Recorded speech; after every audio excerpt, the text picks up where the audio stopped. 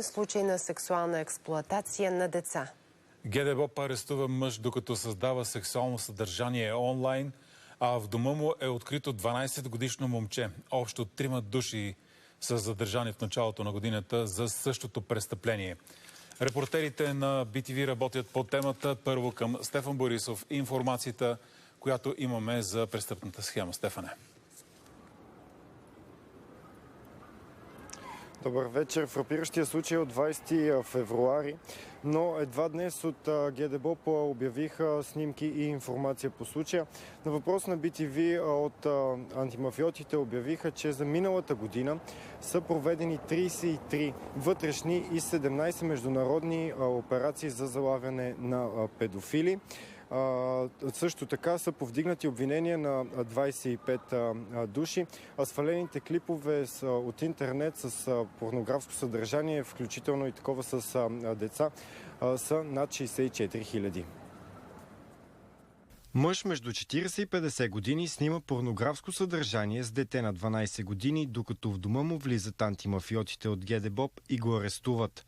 Но това е само една от жертвите му. В хода на разследването са установени още 3 деца, жертви на възраст 13-14 години. Арестуваният е член на затворена група в крипто-онлайн приложение за обмен на порнографски материали.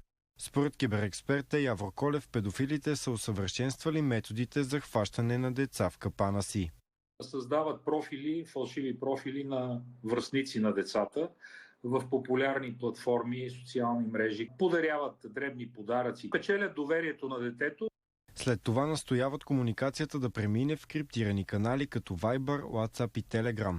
Изпращат му материали с сексуално съдържание с участието на деца, предизвикват детето да изпрати свои снимки и последствие с тези материали, които те спечелят от детето, започва изнудването.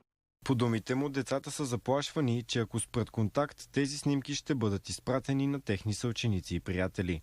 А от началото на годината дирекция Киберпрестъпност е заловила общо 3 мъже на възраст между 48 до 57 години. Друг арестуван мъж е използвал ресурсите на peer-to-peer мрежата за сваляне на файлове със сексуално съдържание с участието на непълнолетни с цел последващата им обмяна с сексуални насилници от цял свят. Наша проверка показва, че въпреки възрастовото ограничение, децата са само на един клик разстояние от порнографското съдържание в интернет. Явор Колев, който е бивш директор на киберпрестъпност към ГДБОП, е един от авторите на проекта за национален регистър на педофилите, който все още не е въведен. Те не могат, както видяхте и в случая от днес, да имат възможността да канят в дома си деца. Техните съседи знаят. Освен това се контролира и неговия достъп до интернет. И 3 мъже са задържани под надзора на прокуратурата.